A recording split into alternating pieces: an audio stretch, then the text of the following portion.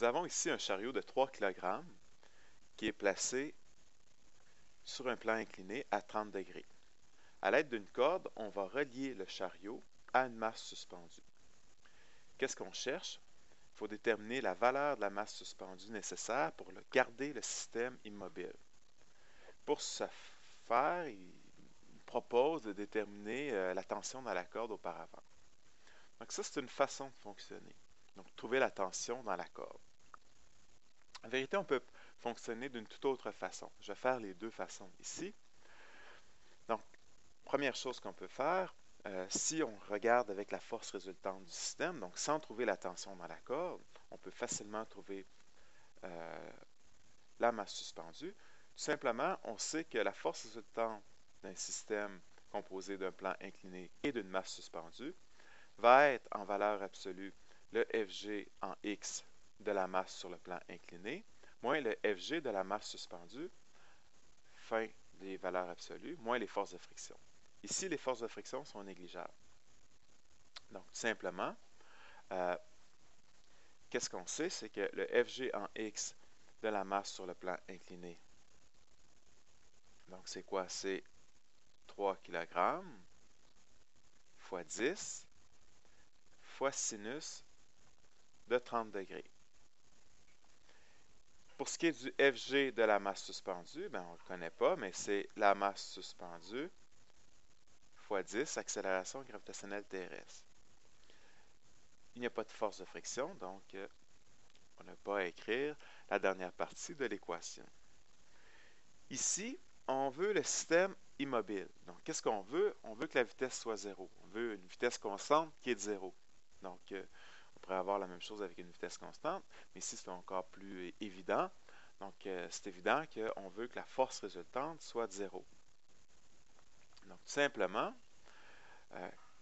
on sait ici 3 fois 10 fois sin de 30 va donner 15, moins masse suspendue fois 10, valeur absolue. Donc, 15 moins ça ici doit donner 0. Donc là, on peut enlever les valeurs absolues. On sait que ici, ça doit être égal à 15. Donc, on finit par trouver que la masse suspendue, tout simplement, doit être de 1,5 kg. Donc, très, très simple à résoudre si on y va avec le système. Donc, on a trouvé une masse suspendue de 1,5. Si on était allé avec la tension, donc, comment on aurait procédé? On aurait pris le chariot qui est ici.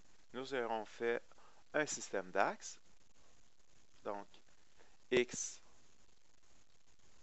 Y. Là, ici, j'ai fait les X par en haut, mais ils auraient pu être aussi bien par en bas, puisque c'est immobile de toute façon.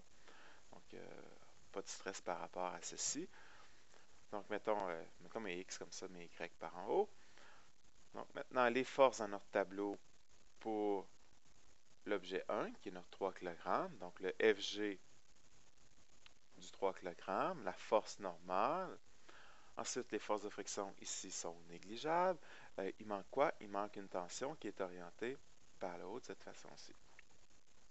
Le Fg est ici, le Fn est ici. Et tout ça ensemble donne une force résultante. Si on écrit X et Y, on sait que la force résultante en X, cette fois-ci, est 0 puisque le système est immobile. Pour ce qui est en Y, c'est toujours 0. Pour ce qui est de la tension, c'est 0 en Y puisqu'elle agit uniquement en X, donc c'est moins T. La force normale, c'est toujours 0 en X, donc on va avoir uniquement une valeur en Y.